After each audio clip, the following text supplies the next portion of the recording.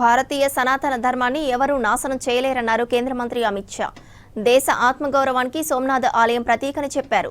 అధ్యక్ష హోదాలో బ్రిక్స్ ను మరింత బలోపేతం చేసేందుకు కృషి చేస్తామన్నారు విదేశాంగ మంత్రి జయశంకర్.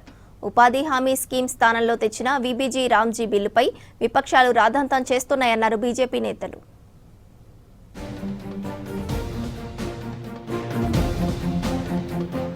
భారతీయుల ఆత్మగౌరవానికి సోమనాథ్ ఆలయం ప్రతీక అన్నారు కేంద్ర మంత్రి అమిత్ షా.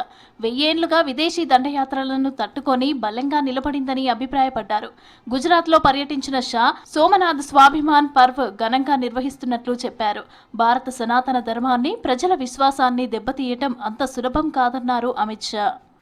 सोमनाथ का ये भव्य मंदिर सिर्फ एक ज्योतिर्लिंग नहीं है, एक शिवालय नहीं है, समग्र भारतीय समाज का एक गौरव का मान बिंदु है.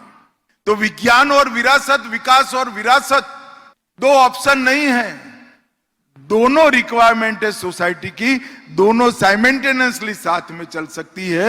एक अनेक मौकों पर प्रधानमंत्री जी ने साबित कर दिया है.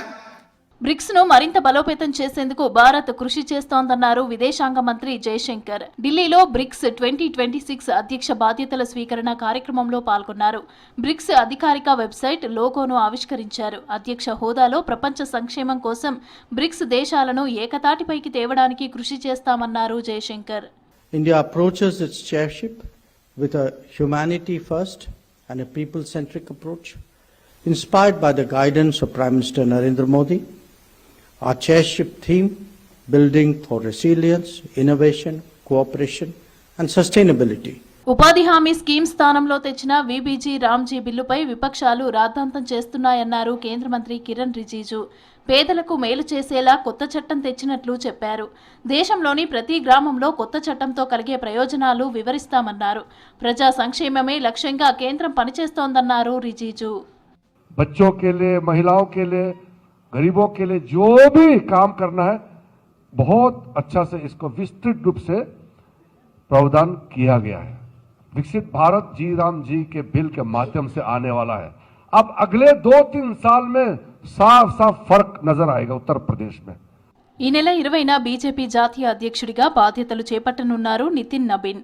ప్రస్తుతం బీజేపీ వర్కింగ్ ప్రెసిడెంట్ గా పనిచేస్తున్నారు నబీన్. 19న పార్టీ అధ్యక్ష ఎన్నిక జరుగుతుందని తెలిపింది బీజేపీ. నబీన్ ఎన్నిక ఏకగ్రీవం కానుంది.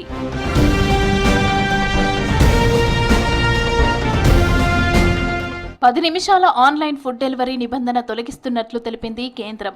డెలివరీ కార్మికుల భద్రతను దృష్టిలో పెట్టుకుని కఠినమైన నిబంధన తొలగిస్తున్నట్లు చెప్పారు కేంద్ర మంత్రి మన్సుఖ్ మాండవీయ.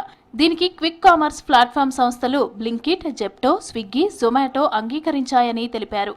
అన్ని కంపెనీలు 10 నిమిషాల డెలివరీ నిబంధన తొలగిస్తాయన్నారు మాండవీయ.